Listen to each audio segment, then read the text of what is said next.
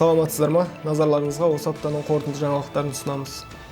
Қазақстан Тәжікстанға әскери көмек ретінде 3 миллион қару-жарақ береді. Қорғаныс министрлігі Қазақстан мен Тәжікстан үкіметі арасындағы қайтарымсыз әскери көмек беру жөніндегі келісімді ратификациялау туралы заң жобасын әзірледі.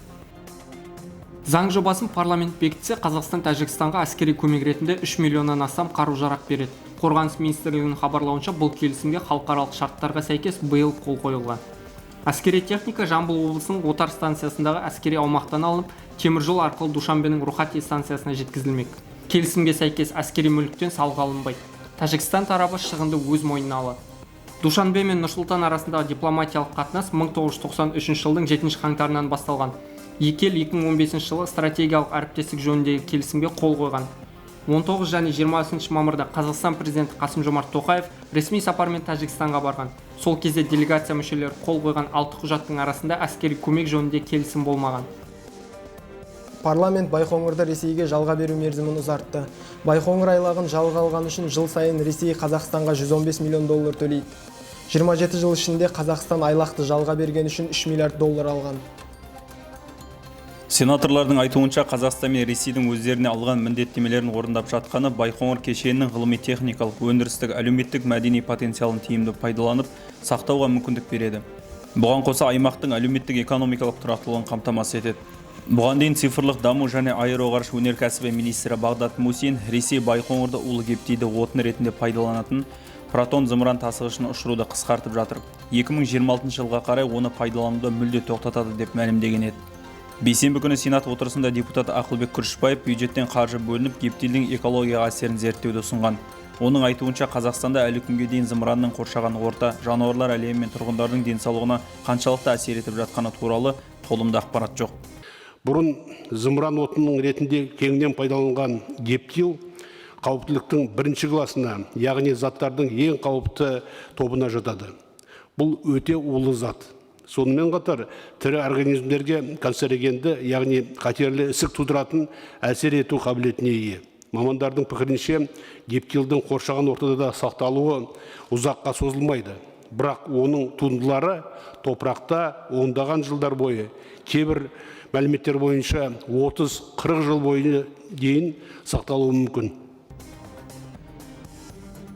Қазавтожол биыл ел аумағында 5 жолдың ақылы болатынын хабарлады. Бұл аумақтарда жүретін көліктер 2013 жылы енгізілген тариф бойынша ақы төлейді. Ақылы болатын жолдар Батыс Еуропа, Батыс Қытай, оның ішінде Қайнар Тараз, Тараз Шымкент, Шымкент Қызылорда, Шымкент Ташкент жолдары және Щучинск Көкшетау, Қапшағай Талдықорған, Нұр-Сұлтан Павлодар және Ақтау Жетібай Жаңаөзен аумағына кіреді. Аталған аумақтарда жүретін жеңіл көліктер 1 шақырым үшін 1 теңге төлейді. Автобустар орын санына қарай 1 шақырым үшін 5 пен 15 теңге аралығында төлейді. Жүк көліктері жүк салмағына байланысты 1 шақырым үшін 5 пен 25 теңге аралығында төлейді. Мамырдың соңында Қазақстанның бірнеше аймағында жолдардың ақылы болуына байланысты жүргізушілер наразылыққа шыққан.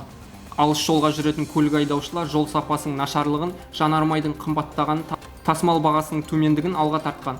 2 маусымда индустрия министрі Бейбіт Атамқұлов ақылы жол әлемдік тәжірибеде бар нәрсе, кім жолды пайдаланса, сол жағдайына да жауапты деген болатын. Биыл докторантураға түсу емтихандары алғаш рет электронды форматта өтеді. Министр Асхат Аймағамбетов емтиханды электронды форматта өткізу сыбайлас жемқорлықтың алдын алатынын айтады. Аймағамбетов студенттерге шәкіртақы төлеудің жаңа жүйесін әзірлеу туралы айтып берді. Ендігі кезекте студенттер, магистранттар мен докторанттардың стипендиялары олардың карта шоттарына тікелей түсетін болады деп жоспарланып отыр. Бұған дейін шәкіртақыны студенттердің үлгеріміне қарап, жоғары оқу орындарының өздері аударатын. Мы в прошлом году впервые уже в пилоте провели в электронном формате, перевели, то есть на электронный формат тестирования при приеме в магистратуру. И мы увидели, что этот механизм является очень правильным, эффективным с точки зрения устранения коррупционных рисков. И в этом году мы приняли решение, что уже в боевом режиме, в этом году также, и теперь уже постоянно прием в магистратуру будут осуществляться тоже в электронном варианте. Қазақстанда коронавирус жұқтырғандар саны 400 мыңға жуықтады. Пневмонияны қоспай есептегенде былтыр наурыз айынан бері 399 096 адамның ПТР тесті оң шыққан. Қазір ел бойынша 21.951 адам коронавирустан емделіп жатыр. 95%-ның ПЦР тесті оң шыққан. 7.000-нан астамы стационарда жатыр. 521 адамның жағдай ауыр, 111 адамның халі мүшкіл, 79 адам жасанды тыныс аппаратына қосылған. Денсаулық сақтау министрлігінің мәліметінше 2.416.000 адамға коронавирусқа қарсы вакцинаның кемінде 1 дозасы егілген. 1.300.000-ға жуығына 2 дозасы салынған. Апта жаңалықтар осындай. Ақпараттардың толық нұсқасын қазақ news.kz сайтынан оқи аласыздар. Келесі аптада кездескенше.